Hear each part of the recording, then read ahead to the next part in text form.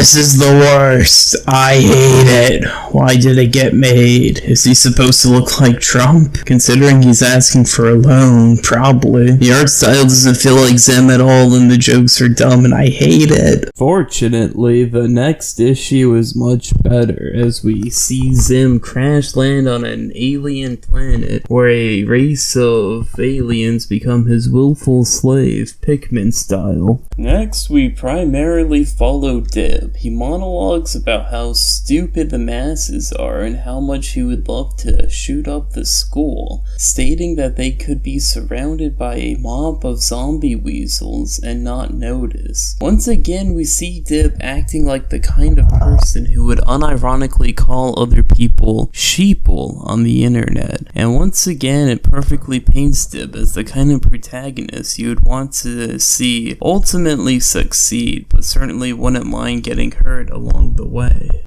Another thing to note is that this time around the antagonist isn't Zim, but a bunch of parasitic pants that look rather disturbing. Fortunately, Dib is rescued by Groina. I like Groina, and it's fun to see someone play off and interact with Dib that isn't the usual main cast. But as you probably guessed by the fact that Groina is a name that consists of more than 3 letters, her presence doesn't last very long. The events that proceed are truly shocking and should be experienced for yourself. Overall, a great plot with good pacing and a nice mixture of gross imagery and black humor. It's everything you could possibly want out of a Zim product.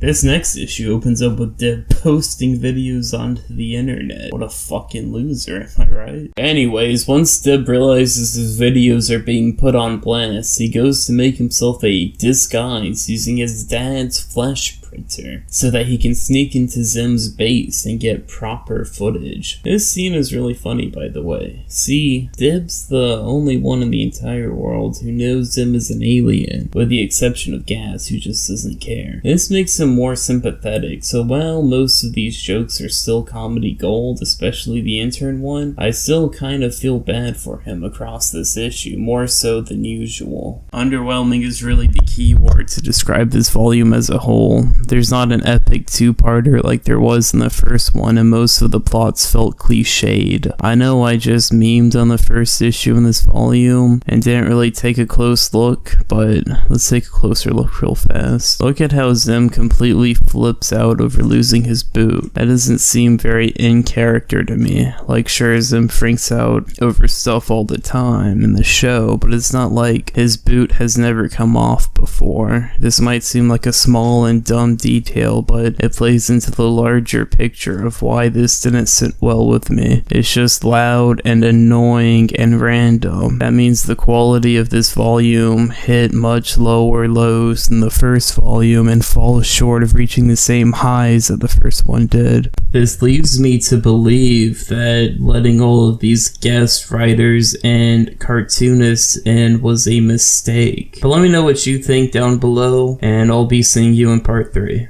Bye.